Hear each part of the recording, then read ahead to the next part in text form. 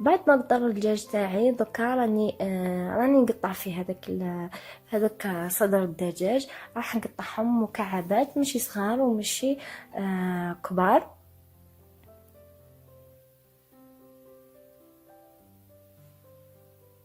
شاركت معكم من قبل عدة وصفات للشاورما. اليوم هذه الوصفة خفيف ظريف، الوصفة المعتادة اللي كامل نعرفوها. وصفة بسيطة سهلة ما فيها حتى صعوبات، والبنة تجي روعة.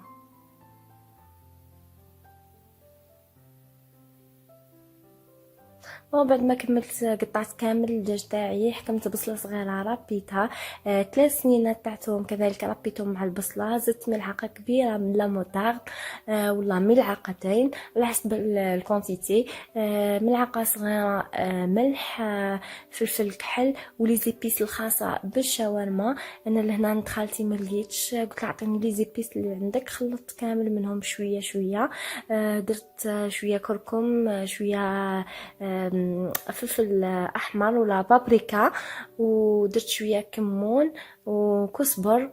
هذو هما اللي كانوا عندها لي زيبيس، خلطت منهم شويه شويه.